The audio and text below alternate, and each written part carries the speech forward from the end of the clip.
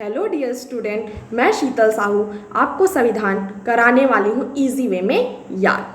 चलिए, संविधान क्या है? संविधान है नियमों का संग्रह। नियम ऐसे नियम जो देश को चलाने में हमारी क्या करते हैं, मदद करते हैं।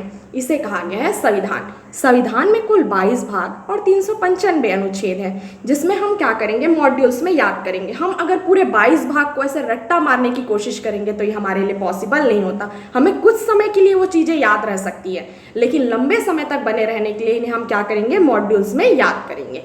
तो सबसे पहले है हमारा भाग एक।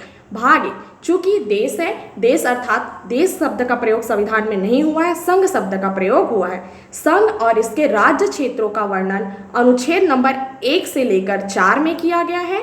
फिर आते हम भाग 2। भाग 2 में है नागरिकता। चूंकि देश है और देश में रहेंगे हम अर्थात नागरिक, तो नागरिकता का प्रावधान किया गया है अनुच्छेद नंबर 5 से लेकर 11 तक में।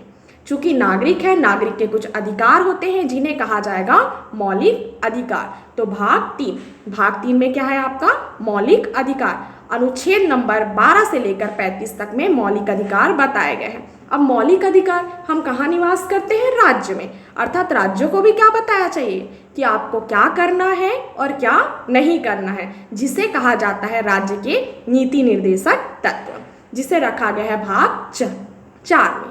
भाग 4 राज्य के नीति निर्देशक तत्व, और इनकी बातों को एक एक बारीकों से लिखा गया है भाग अनुच्छेद नंबर 36 से लेकर 51 तक।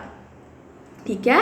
इसके बाद चूंकि अब हमें मौलिक अधिकार तो हमें मूल संविधान में थे, लेकिन हमें कर्तव्य नहीं बताए गए थे। और जब तक हमें अधिकार दिए गए हैं और उनका कर्तव्य हमें उत्तरदायित्व नहीं बताया गया, तो अधिकार समानता वाली बात रहेगी नहीं। इसीलिए 42वां या इसी कहेंगे 42वां संविधान संशोधन 1976 में भाग 4 कार्य होकर हमें अपने मौलिक कर्तव्य बताए गए हैं। अर्थात भाग 4 में क्या है, मौलिक कर्तव्य अनुच्छेद नंबर 51 का। इसी प्रकार छोटे छोटे मॉड्यूल्स में याद करने के लिए बने रहिए। धन्यवाद।